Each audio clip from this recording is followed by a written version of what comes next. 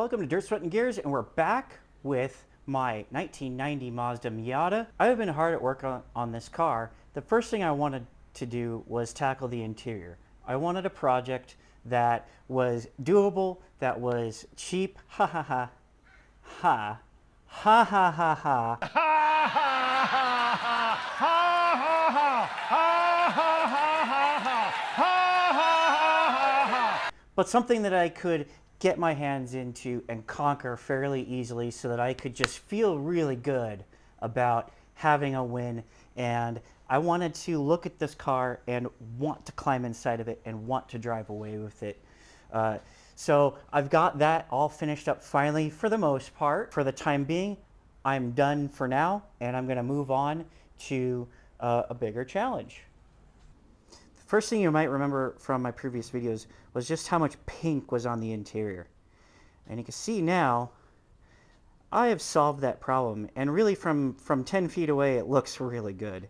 This is a little closer than 10 feet, but you get what I'm saying.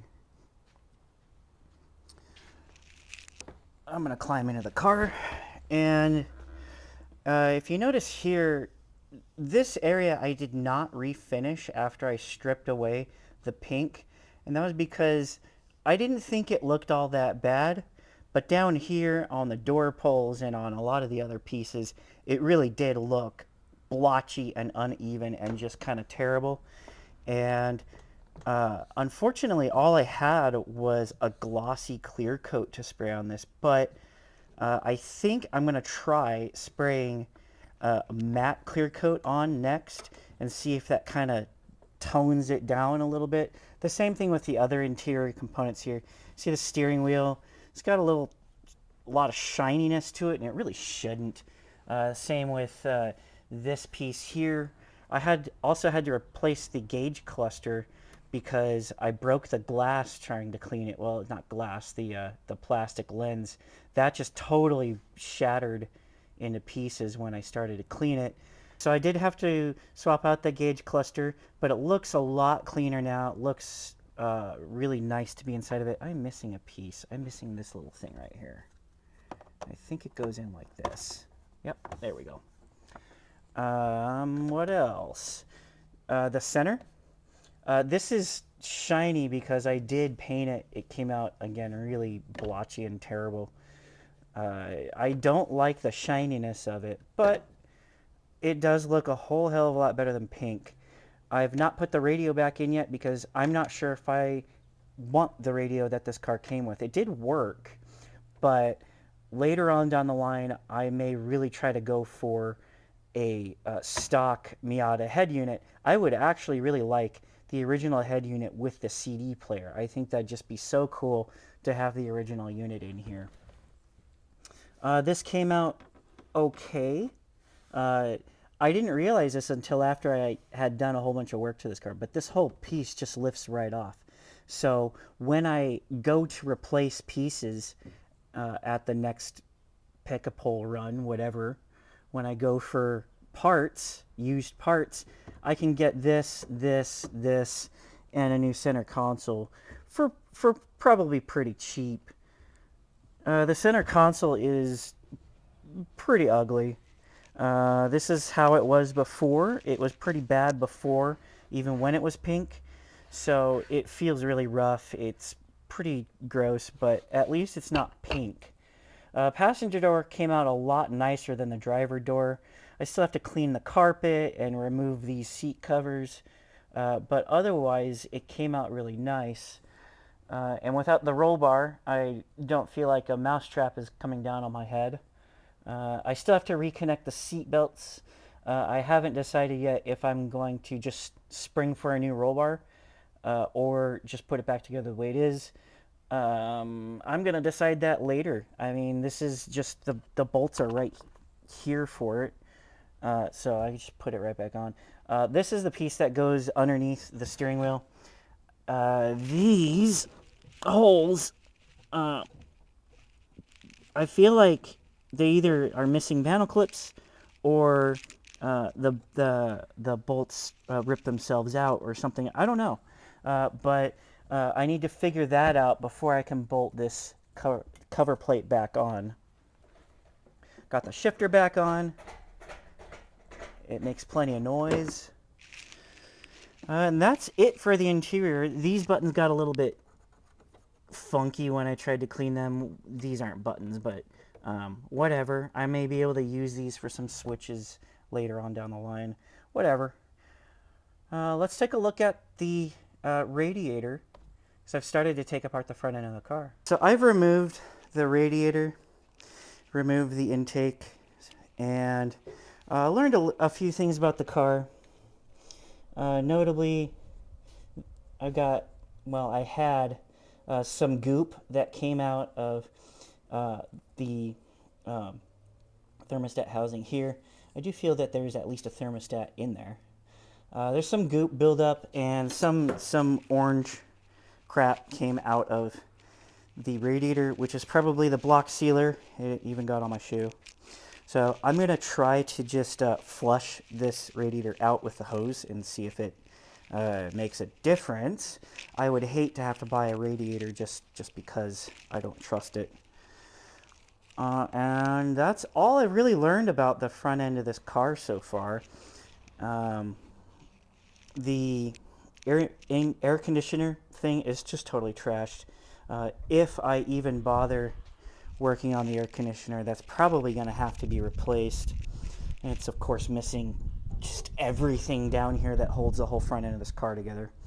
But whatever, that's nothing that can't be sourced and purchased and installed. The air conditioner thing is just totally trashed. If I even bother working on the air conditioner, that's probably going to have to be replaced. And it's of course missing just everything down here that holds the whole front end of this car together. But whatever, that's nothing that can't be sourced and purchased and installed. I started tearing apart the engine, and it's pretty much exactly what I expected. It's actually not quite as bad as I expected. I'll take you on a tour of what I've done so far. We're going to take a look at what's broken, and which is pretty much everything, and what actually came out a little bit better than I thought. And things are moving along. I'm actually very surprised at how easily this car is coming apart. I mean, I knew this car was easy to work on, but wow, everything is just so easy to get to. I mean, the only other car that I've worked on that's this easy is the Studebaker. And I got to do a video on that eventually. But in the meantime, let's get into it and see how things are going with this Miata. Before we get to the car itself, let's take a look at some of the parts I've removed and grab my flashlight while I'm at it. Everything came off really nicely. You can see the timing cover is pretty soaked in oil.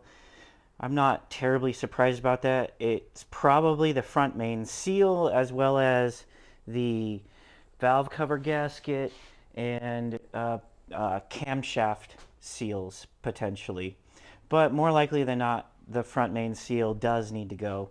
I've got a new one on order. The camshaft sensor, I'm sure I've already got a new O-ring for this. I'm sure that, I mean, all of the rubbers were rock hard, so they're all gotta be replaced. The radiator, I pulled the radiator out and I flushed it out with the hose, and you see the water that's coming out of here is clean, and it's because I did all that. Intake is out. You can see on the workbench, underneath the workbench, next to my H22 parts. And the old gauge cluster that I had to take out because I broke the lens. Well, let's walk over to the car. It's not a very long walk. Let's turn over to the car. And I think I mentioned this, the front end was whacked. I'm not terribly worried about it. I might learn to weld so I can weld in a new piece there just for funsies. I think this car would be a great car to learn to weld and to paint. Taking off the valve cover, this actually came out looking a lot better than I thought it would. This head is a lot cleaner than my Prelude was when I first took the valve cover off. So I'm happy to see that. The camshafts came off pretty easily. Here's the lifters that I need to take out. I don't know yet if I'm going to replace the lifters or try to clean them up, because if I clean them up, put them back in, and they're still noisy, then that's a timing belt. So I may replace them. It just depends on the cost. Down here, you see that the water pump is leaking with all of the crap down here. Looks like the, I don't know, bottom of a boat or something. And obviously the front main seal is definitely leaking right down there. Keeping the flashlight pointed at it. Also, some of the water pipes were leaking here because there was some crap coming out of the hose. All of the hoses were kind of loosely connected. And then in here, I got some sediments from probably the block sealer or whatever. I also pulled the exhaust manifold. That came off pretty easily. I think today I'm going to work on the removing the intake. It looks a little bit more complicated just because of the fuel rail, fuel injectors and all that stuff. But it also looks pretty straightforward. I think not only are there bolts all along the head, but there's probably a couple of brackets, it seems, coming off of the block there. I'm not expecting too much of a problem. And really, I don't need to take it completely out of the car. I really just need to pull it away from the head so that I can pull the head off. Speaking of the exhaust manifold, I noticed the intake box takes in air from pretty much right above the header here. And I'm wondering if I can make a hole somewhere in the firewall and take in air back here where it would be a little bit cooler. Because if there's air going over the hood, the intake would naturally kind of draw some of that cold air in, and it might be a good way of getting some fresh air into the motor, as opposed to taking it from directly above the hot headers with no heat shield. It might also be a good idea just to wrap these headers, or find a heat shield, or both. The coolant lines are all trashed. These are all bloated. It looks like the hoses have been taken off and put back on at least a couple of times. I don't know why anyone would really do that. But you can see here, this line is bloated. It's got to go. And then the one connecting down to it, I may as well replace it. It's not very long. And look, it also needs to go. So that's fun. Over here, there was a line running up to the intake manifold. That didn't worry me. This little hose here that connected to the intake was just pinched right off. It was just pinched. So I'm going to replace that with something that has a proper bend in it. Vacuum lines, I don't know. Some of them are soft, like this one's nice and soft, but this one's really hard.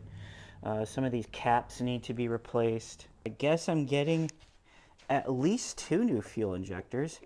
I don't know if I should get, because this is 2 of them. 2 of them are cracked like this.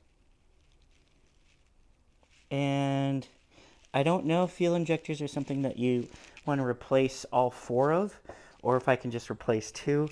I'm going to have to do some research on that, but I am not putting those fuel injectors back in like that. That's surprising. This car just gets expensive more and more every day. But anyway, I have the fuel rail out. I have the fuel injectors out. I've got all of the lines. I kind of marked off where they go. If they had a cap on them, this one goes back here. And there's another one. This one goes to the fuel rail, which, by the way, so it's this fuel line. But this was entertaining right here. I don't know why it's like that, but I'm going to leave it. It's a fuel line, I guess. Fuel lines are pretty hard. I got to replace those. I think I have plenty of fuel line from the work I did with the Maverick. But that was interesting. Otherwise, this is a very simple intake manifold. It's very easy to take apart. The Prelude was much harder. And next thing is to take off these bolts and probably find out where else it's braced to the block, and then I can separate it. That actually wasn't that hard. It turned out that there was nothing really holding the intake manifold aside from the bolts into the head, so I just pulled the whole head off. It was attached to a couple of oil lines here and here. I'll be able to replace those very easily now. Obviously I made a mess. I poured oil everywhere when I took the head off. The cylinders appear to be mostly okay. Number 4 appears to be the one with the most problems. I mean, it's a little hard to tell because of the oil that came pouring out of the head, but what's telling me that number 4 had problems is mostly around the exhaust manifold. There was an exhaust leak there for sure, but there's also a lot more grime on the piston, and it looks like it may have been blown between the cylinders of 4 and 3, possibly even 2 and 3. Piston walls look okay. I need to rotate it to see if there's any kind of scoring. This right here just looks like that doesn't look like anything I'm terribly concerned about, at least not at this particular second. I do need to clean out the cylinders because of all the crap that fell in it from removing the head. There's probably an oil seal for that doohickey right there. I keep forgetting what it's called. I've replaced it on my Honda at least once. Ooh, I found something I dropped. This came off the intake manifold. Everything on the front needs to be replaced. I'm actually probably not going to worry about the rear main seal until I do the clutch. So I'm eventually going to do the clutch. Really, I'm just working my way back. Once I'm done with the motor, start it up, drive it around, know that it doesn't have any problems, then I'm going to start doing the clutch, and then I'll do the rear end. But I got a bunch of hoses here also, like these power steering lines need to be replaced because they're all cracked. That one's power steering. The heater hoses need to be replaced. The cooling hoses into the block need to go. The cylinder head itself kind of tells the same story that we see from the block. Some of the oil that's spilling out into the domes here is just leaking out from the head. It was in the head and it poured out. You see there's just oil everywhere. So that's not really a concern. But just from looking at the burn patterns on the valves, number 4 definitely had some issues. It's the most charred. Number 3 looks cleaner. But also I need to do a valve job and there's a lot of just crap all over it. I don't know if any of these valves need to be replaced. The intake kind of is pretty nasty as well. The intake ports. The intake manifold was pretty gross on the inside too, so. But I'm really glad I did this. I'm really glad I was able to get this thing off the car. Now I can take off these extra little bits back here, replace these seals. There's probably a seal on the water neck as well. And then I could take it down to the machine shop and get it all prepped and ready to go. And the other thing I'm not sure about is the valve lifters. I still don't know if I want to replace them or not, or if I want to just try to clean them.